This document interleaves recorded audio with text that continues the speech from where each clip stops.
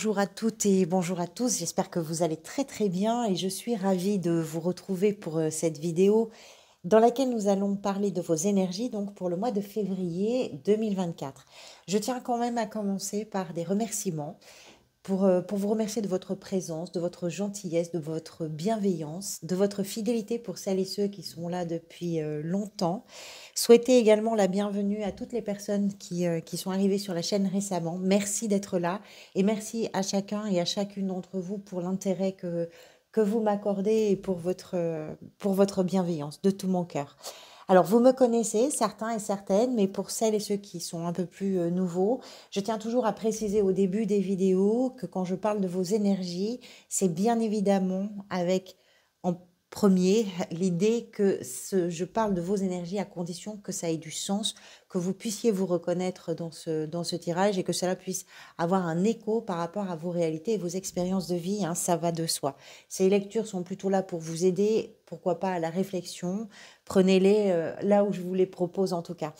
Donc, on va parler d'abord des arcanes majeures de ce tirage. Vous avez ici la mort. Je vous rappelle que c'est la carte qui est venue lors du tirage semestriel. Elle est importante toujours dans mes tirages parce qu'elle nous donne une indication sur une toile de fond, sur une énergie un peu parfois dominante, parfois ressourçante, parfois inspirante. On va parler de tout ça. Arcane majeure, vous avez les amoureux dans la position de ce que vous désirez le plus. Vous avez le pape ici dans la sphère professionnelle, l'étoile dans ce qui est peut-être en train de se passer pour vous dans votre vie et en fin de mois, l'empereur, énergie vers laquelle vous allez peut-être. Alors, Taureau, vous aviez l'étoile déjà au mois de janvier, donc on retrouve ici ce qui nous explique, enfin ce qui peut nous expliquer qu'il y a une forme de continuité dans ce que vous vivez, dans ce que vous éprouvez. La mort au mois de février, vous allez vers le pendu au mois de mars. Ensuite, la lune, le magicien et la tempérance. D'accord. Un premier semestre qui vous met peut-être un peu à l'épreuve, ami Taureau, si ça vous parle évidemment. Au mois dernier, le mois dernier, vous aviez l'étoile. L'étoile, c'est une carte qui nous parle.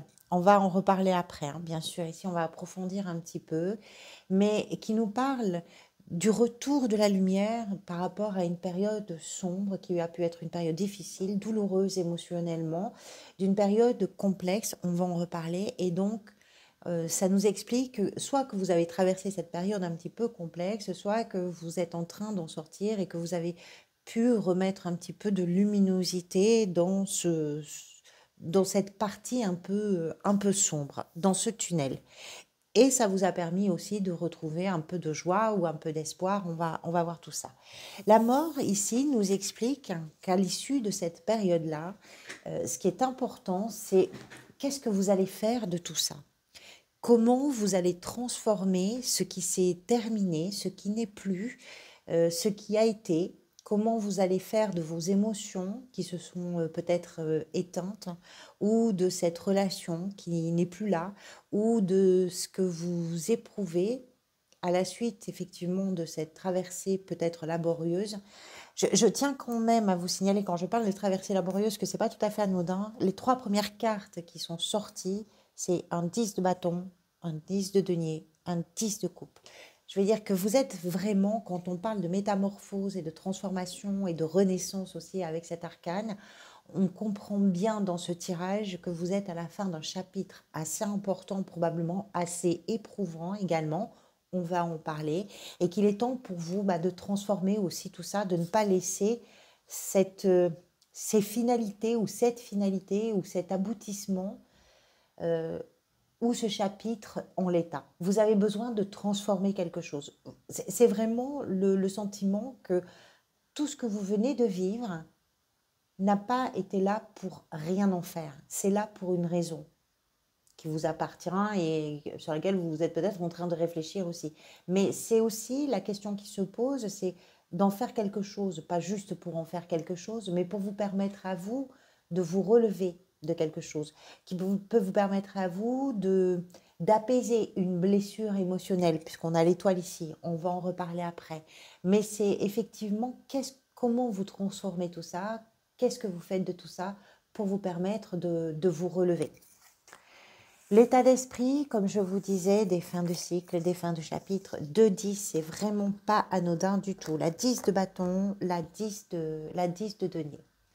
La 10 de bâton nous montre ici un personnage qui porte sur son dos eh bien, le poids de son labeur, hein, le poids de son travail, le poids de ses engagements, le poids de tout ce qui a fait prendre des décisions, de tout ce qui a fait assumer certaines responsabilités, de tout ce qui a, je dirais, participé à l'élaboration d'une valise bien chargée en termes d'investissement, en termes d'efforts, en termes de synthèse de travail et de conséquences aussi, peut-être des choix qui ont été faits. Il est temps d'arriver au bout de quelque chose. Il est temps d'arriver à la fin de ce chapitre parce que c'est lourd, parce que c'est pesant, parce que vous êtes en train d'aller chercher à l'intérieur de vous, de puiser à l'intérieur de vous les ressources nécessaires pour tenir bon, pour aller au bout de quelque chose.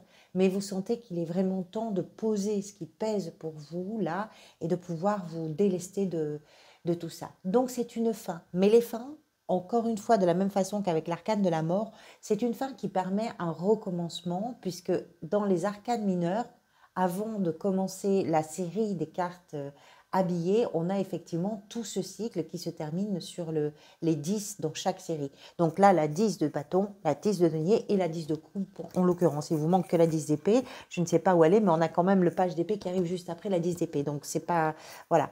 Mais là, c'est le poids, le fardeau que vous portez, il est temps de le poser. Cette 10, elle est accompagnée de la 10 de denier. La 10 de denier nous parle davantage peut-être de la famille. Il est possible qu'il y ait quelque chose dans le cadre, dans le contexte familial. Cette 10-là, elle nous explique qu'il a pu y avoir des échecs, qu'il a pu y avoir des pertes d'argent, qu'il a pu y avoir des richesses ou des profits, qu'il est question peut-être d'un héritage pour vous. C'est un état en tout cas qui est terminé là aussi après une période de travail, une période d'effort, une période dans laquelle vous vous êtes vraiment retroussé les manches ou à laquelle vous avez participé ou dans laquelle vous vous êtes investi et engagé.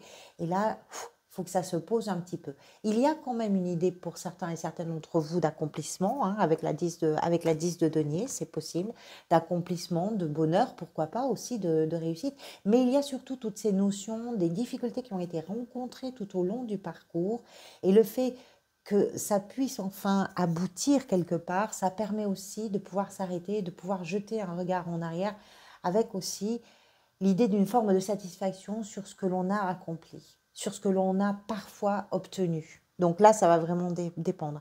Mais il est temps d'en finir. Je ne sais pas avec quoi, mais pour vous, il est peut-être temps d'en finir sur ce mois de février. La 10 de coupe, donc, représente ici ce qui s'est peut-être passé juste avant. Ici, on est sur une carte qui est en lien directement avec les émotions, ici avec la famille, avec l'amour, avec les sentiments d'une façon générale, et un état d'harmonie, un état de compréhension, un état, je dirais, de douceur, où on prend du plaisir, on profite, c'est tout ça. Mais dans certains cas, il peut être justement question des incompréhensions. Il peut être question de la tristesse qui a été générée parce qu'on n'a pas réussi à se comprendre, parce qu'il y a eu une rupture émotionnelle qui peut être liée à différentes possibilités, évidemment. Mais on a toutes ces notions-là. Donc, suivant votre situation personnelle, soit c'est le bonheur d'être en famille qui permet de pouvoir poser le fardeau un petit peu et de pouvoir se dire, bon, là, je peux regarder où j'en suis, je peux regarder tout ce qui a été fait, je peux me poser un petit peu et je peux me délester de mes lourds bagages. Soit, effectivement, c'est parce qu'il y a pu y avoir une rupture ou des incompréhensions ou des émotions un petit peu lourdes comme ça, qui ont fait qu'on n'a pas réussi à trouver la paix et la sérénité au cœur de la famille ou dans un contexte avec des proches en tout cas. Et tout ça fait qu'on aboutit sur une période où on n'en peut plus. Ça a été épuisant, cette histoire-là. Et il est temps d'inviter la métamorphose, il est temps de faire de tout ce magma quelque chose de nouveau, quelque chose d'autre, quelque chose qui permet de se relever et de renaître. Ce que vous voulez, c'est représenté ici par les amoureux. Alors, on a plusieurs possibilités, il y a plusieurs grilles de lecture aussi, toujours avec les cartes, de toute façon. Les amoureux, ça peut nous expliquer que ce que vous voulez, c'est vous sentir bien dans les relations qui sont des relations particulièrement importantes pour vous, en ce sens qu'elles sont riches et enrichissantes, qu'elles sont sincères, que ce sont des relations où vous connaissez une réciprocité de sentiments, où on peut communiquer avec beaucoup de sincérité. On peut être soi. Et cette carte peut nous expliquer effectivement que ce que vous voulez, c'est trouver le soutien et le refuge, peut-être dans une relation précisément, mais d'une façon générale dans vos relations. Les amoureux, ça peut nous expliquer également, puisque c'est une carte qui fait référence à deux personnes, donc la dualité. Chacune de ces personnes peut représenter des parts de lumière ou des parts d'ombre, des convictions, des croyances ou des incertitudes et des doutes. Et cette carte peut nous expliquer dans ce que vous voulez peut-être qu'il est important pour vous d'arriver à apaiser tout ce qui se joue dans la dualité et tout ce qui ne vous permet pas de vous trouver en paix et en tranquillité avec ce que vous éprouvez, avec ce que vous ressentez. Puisque les amoureux sont quand même associés à la sphère émotionnelle de toute façon. Donc c'est, j'écoute ce qui se passe à l'intérieur de moi et je donne raison à ce qui se passe à l'intérieur de moi, même si ça doit m'obliger d'une certaine façon à faire taire les craintes, les doutes, les peurs, les inquiétudes, etc. À faire craindre mes parts d'ombre, les moments où j'arrive pas à me décider, les moments où j'hésite en permanence, les moments où je ne sais pas. Voilà, c'est un petit peu ça l'idée des amoureux. Soit effectivement trouver tout le soutien et le support dans une relation ou dans des relations en général, soit, et je pense plutôt que c'est davantage cette grille-là, en tout cas que moi je vais privilégier, c'est effectivement comment on arrive à cohabiter avec des choses qui se jouent souvent dans le contraste, dans l'opposition et qui mettent en avant les hésitations et les doutes. La 4 de coupe représente dans ce tirage ce qui va peut-être venir vous aider. C'est de vous rendre compte qu'il y a des jolies choses. C'est de vous ouvrir le regard sur des perspectives beaucoup plus larges et plus vastes que votre périmètre habituel et proche. C'est de vous rendre compte qu'au milieu de tout ce qui est plus ou moins ennuyeux, frustrant, dépourvu de sens, pas très enrichissant, pas très vibrant, au milieu de tout ça, il y a de belles opportunités, il y a aussi de belles histoires, il y a aussi de belles émotions, il y a aussi des beaux échanges, et il y a des choses. La 4 de coupe fait référence à ça. On voit ce personnage ici qui est vraiment, qui se contient dans l'ombre d'un parapluie et qui n'arrive pas à se rendre compte qu'autour du parapluie, c'est plein feu, c'est de la lumière partout. La seule chose que ce personnage arrive à voir, c'est l'ombre à ses pieds, avec le sentiment et l'impression qu'au-delà de ça, il n'y a rien. Il suffit juste de lever les yeux. Et c'est ça qui va venir vous aider. C'est d'arriver à lever les yeux de quelque chose, à lever les yeux d'une situation, d'une relation, d'une émotion, d'un ressenti, de quelque chose qui pour l'instant est terne. Et ça va vous ramener un peu vers la lumière. Le défi est représenté par ce valet d'épée. Alors, le valet d'épée, c'est une énergie qui nous montre une action, qui nous montre qu'on est intrépide, qui nous montre aussi qu'on manque que parfois de connaissances. Et ce manque de connaissances nous pousse à aller chercher des réponses. Souvent, on parle de formation, on parle de communication extrêmement rapide, d'apprentissage, de tout ça. Bon, vous avez, vous, ce valet en défi. Alors, il peut représenter plein de choses. Il peut représenter la curiosité. Si vous faites preuve de curiosité, ça va vous donner aussi les clés d'une forme de compréhension plus intelligente des situations parce que une meilleure connaissance des choses. Si vous faites preuve de curiosité, vous n'allez pas vous précipiter, vous n'allez pas faire preuve d'arrogance, vous n'allez pas être dans l'inactivité, vous allez ouvrir des portes. D'abord des portes de connaissance, mais aussi des portes de compréhension. Et ça va vous permettre peut-être de pouvoir exprimer certaines opinions, de pouvoir prendre des risques, de pouvoir tout ça. Vous l'avez en défi, ce qui veut dire que peut-être au niveau de la communication, il y a des choses qui sont à revoir, pourquoi pas. En tout cas, on peut vous dire attention à la communication. Ça peut, parce que ce valet peut se montrer particulièrement arrogant quand il est sûr de son savoir, il est sûr de détenir la vérité, eh bien, il se précipite, il dit des choses qui ne sont pas très intéressantes et qui font vraiment pas avancer grand-chose et qui ne sont pas très agréables ensuite, hein, sur le retour qu'il peut en avoir. Donc, votre défi, c'est ça.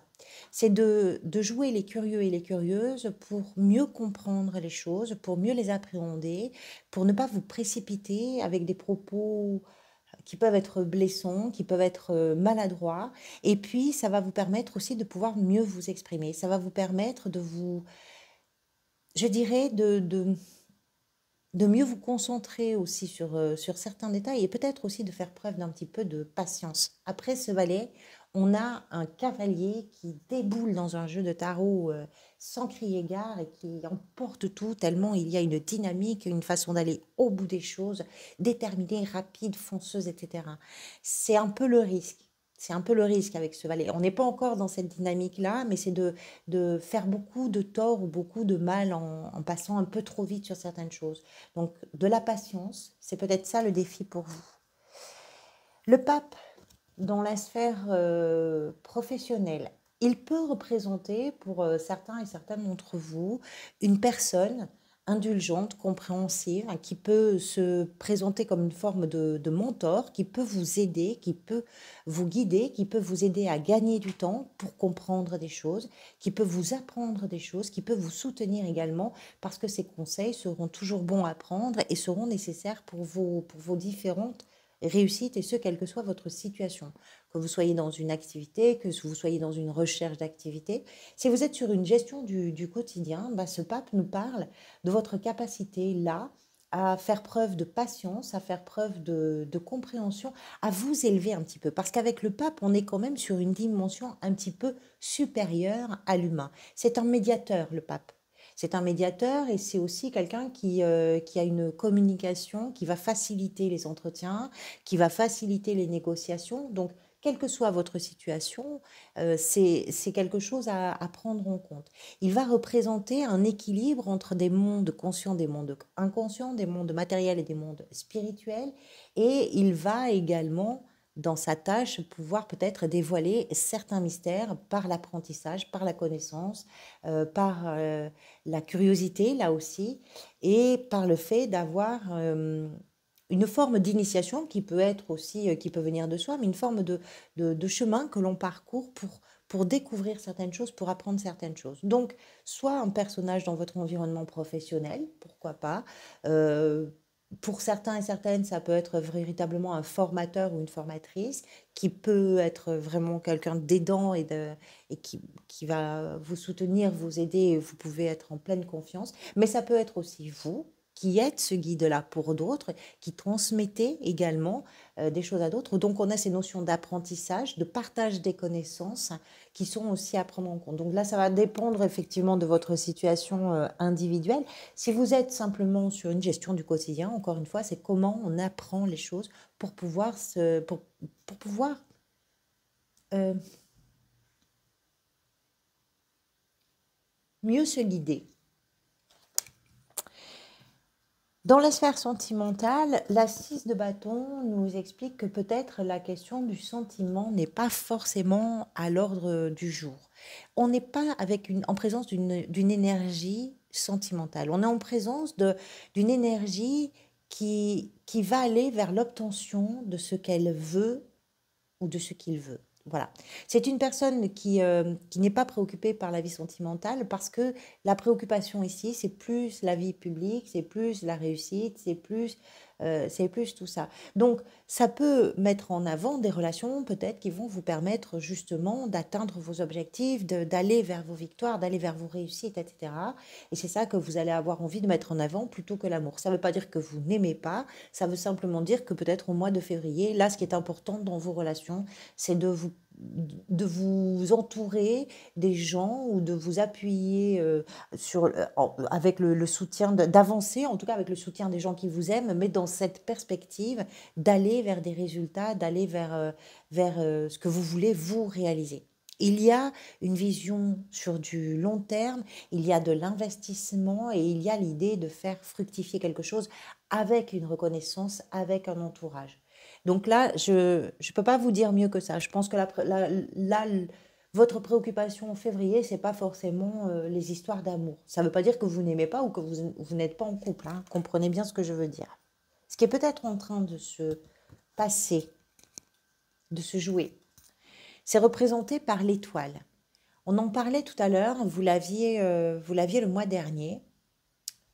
L'étoile, c'est comment on retrouve l'espoir dans une situation, une période peut-être difficile ou complexe, voire même douloureuse. Parce que l'étoile, c'est vraiment ça. C'est je suis dans un tunnel, je vois pas grand-chose, je ne sais pas comment on va sortir de ce tunnel et à un moment donné, tout d'un coup, il y a quelque chose qui fait que, voilà, la lumière, elle est là. Et ça vient apaiser une émotion, ça vient guérir quelque chose qui émotionnellement est douloureux, ça vient rallumer un petit peu la, la lumière de la vie, de l'espoir, de l'envie. Ça donne aussi l'idée qu'on n'est pas tout seul ou toute seule, qu'on est quand même accompagné, qu'on est un peu guidé, pourquoi pas, qu'on est protégé d'une façon ou d'une autre, même si, alors là, ça va dépendre des croyances évidemment de chacun, mais sans parler même des croyances, on peut se sentir protégé aussi par les gens qui nous entourent. La famille, là, apparemment, a une place importante pour vous sur ce tirage, en tout cas. Et ça peut nous indiquer qu'il y a quelque chose qui vous donne confiance malgré tout. Parce que même si la période est difficile, vous savez que ce qui va vous permettre d'en sortir, c'est quand même beaucoup plus doux. Donc il y a beaucoup d'espoir. C'est ça qui est en train de se passer. C'est comment vous allez faire renaître l'espoir. C'est ça que vous êtes en train de faire en fait. La métamorphose dont on parle, c'est à partir d'une situation qui n'est plus, comment on transforme tout ça pour rallumer la lumière. Ce vers quoi vous allez peut-être à la fin du mois, c'est représenté par un empereur qui nous parle de votre capacité à vous organiser, à structurer les choses, à protéger ce que vous aimez, qui nous parle de votre engagement, de votre sens des responsabilités. Alors curieusement, votre état d'esprit, il est à pas crouler sous le poids des responsabilités, mais on sent bien qu'il y a une fatigue liée à une certaine forme de responsabilité. Mais à la fin du mois, ça ne vous empêche pas peut-être de créer de nouvelles responsabilités ou de vous organiser différemment dans celle-ci pour vous permettre aussi de pouvoir prendre les choses avec beaucoup de rigueur, avec beaucoup de sérieux, mais de pouvoir les prendre peut-être de façon plus sereine également et les envisager un petit peu différemment. Voilà pour vous, amis taureaux. Merci encore pour votre présence. Je vous retrouverai bientôt pour d'autres vidéos. En attendant, bien sûr, dans la mesure du possible, prenez soin de vous et prenez soin des gens que vous aimez.